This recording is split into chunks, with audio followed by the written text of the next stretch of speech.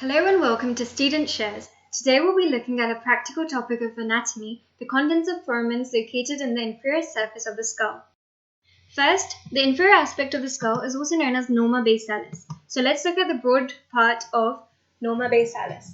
So here, this is the frontal bone. Next to that, we can see the ethmoid bone. This perforated looking structure is the cribriform plate of ethmoid. Now we have two anterior ethmoidal canals and two posterior ethmoidal canals. Below the frontal bone, this whole bone is the lesser wing of sphenoid. Below that, we have the greater wing of sphenoid. Below that, we have the petrous part of temporal bone. And then this is the occipital region. Now looking at the structures on the foramens together. So we saw this is the lesser wing of sphenoid. Now the structure in between. This is the tuberculum sellae. This is the sella turcica or the hypophyseal fossa. And this is the dorsum sellae. So just above the tuberculum sellae, in the lesser part of sphenoid, we can see lesser wing of sphenoid. This is the optic canal. Okay. Now in the greater wing of sphenoid, here we see the superior orbital fissure, below which we have three foramen. This is foramen rotundum.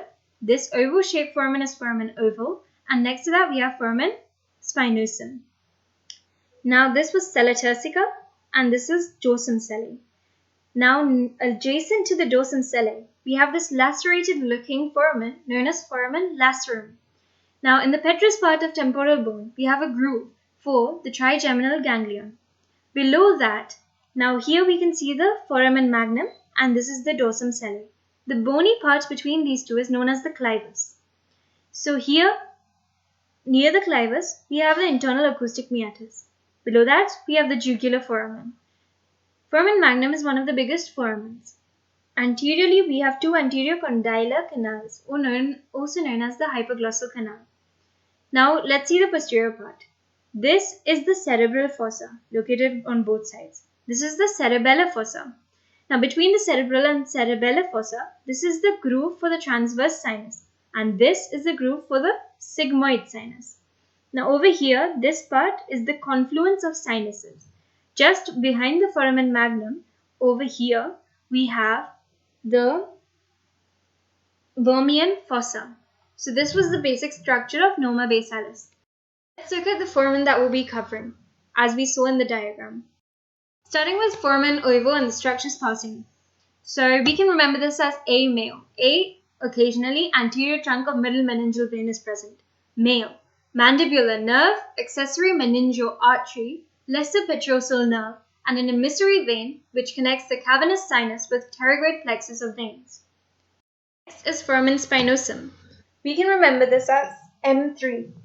M3 standing for middle meningeal artery, meningeal branch of mandibular nerve or the nervus spinosus, posterior trunk of middle meningeal vein. Carotid canal. We can't see this always, but the structures passing through it are the internal carotid artery and the venous and sympathetic plexuses which surround the artery. Now foramen lacerum is this lacerated looking foramen adjacent to the dorsum sellae. So the structures passing through this. During life, the lower part is filled with cartilage and no significant structure passes through the canal except the meningeal branch of ascending pharyngeal artery, an emissary vein from cavernous sinus.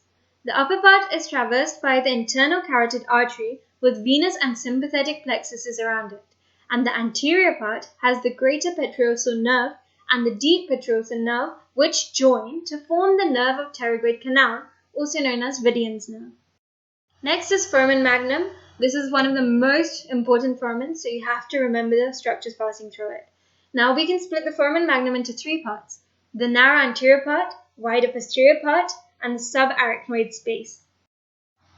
Firstly, looking at the narrow anterior part. So anterior, posterior, and subarachnoid space. We're going to remember this with the mnemonics VAM, MOM, VAPS. So first, VAM for anterior part.